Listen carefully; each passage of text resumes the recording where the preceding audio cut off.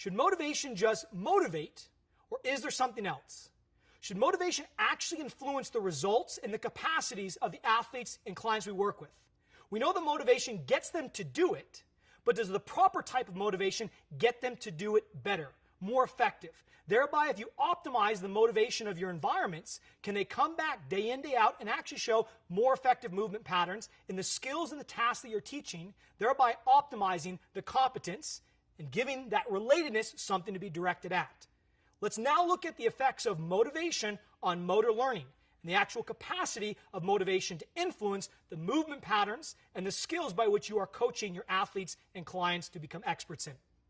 First couple things that we know about how self-determination theory affects motor learning. Number one, those that score higher on levels of autonomy, competence, and relatedness actually have been shown to be more persistent in sport and give more effort. It's actually been associated with better performances, in that those that have higher levels of autonomy, competence, and relatedness perform better than those that score lower on those same inventories. And then finally, we know that higher self-determined individuals have higher forms of concentration, which means every time they step into that session, they're able to focus significantly better, thereby getting more out of everything that we're teaching them. If we think about that, we oftentimes don't associate motivation with all those factors. But when you consider motivation is nothing more than basic psychological needs, all of those factors can emerge. Now, the number one thing that we've said relative to self-determination theory is the concept of autonomy being the linchpin, and therefore choice and autonomy supportive coaching being critical to the environments you create. So let's now look at a whole category of research that has simply asked the question: how does motivation and therefore autonomy supportive choice affect the actual learning of athletes and clients across a diversity of skills, tasks, and age groups?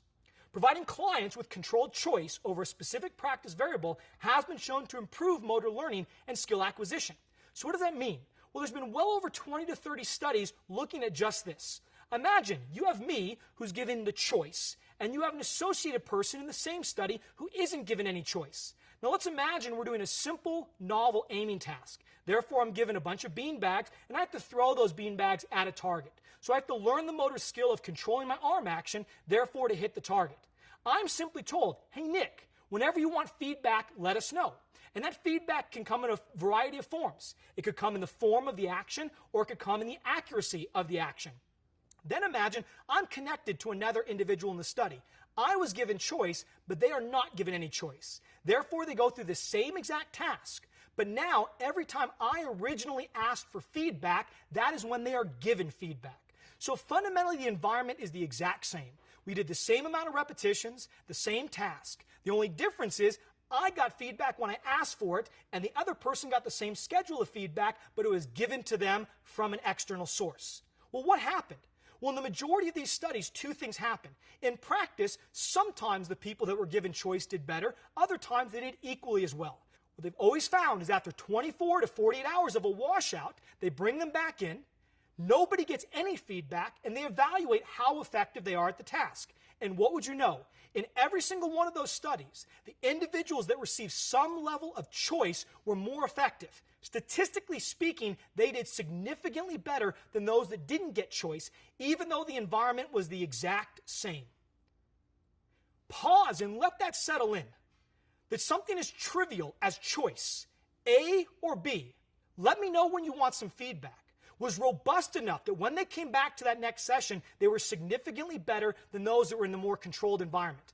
Imagine that. If every time you had a client, you were able to facilitate controlled and purposeful choice, that they were able to come back and be more effective because of that choice. The plot thickens. When given the opportunity to control feedback, clients will request feedback less often the more they perform a task. So these studies that instill choice now can tell us something about our actual coaching methods, in that athletes and clients typically want to hear less feedback the more you work with them. And intuitively, that makes sense. If someone is learning a skill and getting better at it, the less feedback they receive, the more autonomy they perceive, and therefore the greater their capacity to develop competence. So it is likely, again, if you are a guide, inevitably you have to let the person walk on their own. Therefore, retracting or fading the feedback over time, as we discussed in our coaching science presentation, is critical. Not only Does a client and athlete want less feedback? They want less feedback from the outset. So when given the opportunity to control feedback, clients will request feedback less than 30% of the time, and some studies have shown less than 7% of the time. So think about that. Out of the gates, people want feedback every third repetition roughly, if not less. Well, why? Well, imagine someone gave you a puzzle, and in going through that puzzle, they told you exactly how all the pieces go together. Would that puzzle be very interesting to you? Would you want to continue going through that puzzle? Absolutely not. If you have children, you know, especially young children, they typically don't want to be bothered with help from mom and dad. It's not because they're rude, it's simply because they're enacting their right to choice, to autonomy, therefore to achieve competence, and find value in them solving the riddle themselves. So from day one, we have to embrace the concept of practice. Let them learn through doing. Let them make mistakes, because it's the mistakes that give texture to the learning process. It makes the win that much more valuable when it is achieved. From there, then, we find something even more interesting. Clients will request feedback after successful trials more often than they will request feedback after poor trials, which means typically they want to hear more about the good than the bad. Now, this has nothing to do with the fluff of just wanting to have good feelings. That's fantastic, and positive psychology is important, but the reality is, if I've done it right, that's one option. If I've done it wrong, there's 1,000 other ways to do it wrong. Therefore, reinforcing when they have done it right, and again, the research says that's when they want to receive the feedback, actually allows for better learning. So in these studies that retention was improved, they typically asked for feedback not only less, but typically after trials that were better. So intuitively, we want information when it is done right. Can this inform the training process? Absolutely. Provide positive information, especially after successful trials. As I like to say, when they do it right, make mental monsters. Make them remember that moment, and it will lock into their memory forever. And finally, providing clients with controlled choice over progressions and difficulty has been shown to improve motor learning and skill acquisition. So it's not just the request of feedback, but also when they want to see a demonstration, when they want to progress forward or backward in intensity, and when they want to choose a progression at the end of the day. Whether it's a dumbbell or a kettlebell, what's it to us if they make that choice? If that choice is so valuable in the actual richness of their learning, think about how many elements within the training process you can instill choice. And once they start understanding the value of choice and the success they get from it, again, we are creating an analogy for life by which they can impart these same principles on themselves in all aspects of life, family, and business. So in summary, number one, practice is individualized to the client when you give them choice. They can drive the process. Intuitively, they couldn't explain the science, but they know when they want to hear something, whether it be good or bad.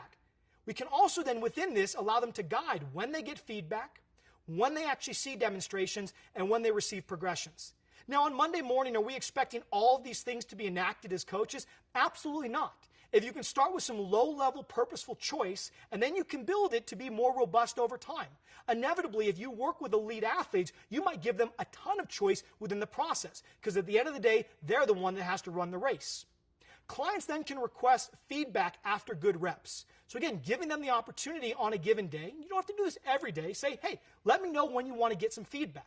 That information is invaluable to you as the coach, the therapist, or the personal trainer, because now you start to tap into how they want to receive their feedback, and more importantly, when and how frequently. Clients actually can extract more information from model demonstrations. Imagine they ask to actually see you demonstrate a given movement like an RDL or a squat. Because they've asked you, they've imparted choice, autonomy. Therefore, they're going to take a lot more out of that actual visual. Versus, if you're just demonstrating whatever you want, they might not feel they need that demonstration, and therefore they're not going to as intently listen and watch to your instructions. Therefore, give them the option to see demonstrations when they want. They can pull more information from that. And then finally, self-control leads to higher motivation, active involvement in the learning process, and neuroscience is pointing to deeper information processing. Choice simply means intuitively they are valuing what they're doing simply because they made the choice to do it in the first place. And that is enough to enact higher levels of information processing because they own the process. We guide, we don't prescribe. So now, again, let's do a quick little check for learning. Write down the characteristics of those with higher levels of autonomy, competence, and relatedness. What are the characteristics you feel or the outcomes would happen if someone scored higher on those levels of autonomy, competence, and relatedness? And now, write down 3 to 5 sentences discussing the importance of choice within the context of the training environment. Try to put everything we just discussed back in your own words. How important is choice? And already, without even watching the other sections of this presentation, how can you start to impart choice on your athletes, your clients, or the patients that you work with?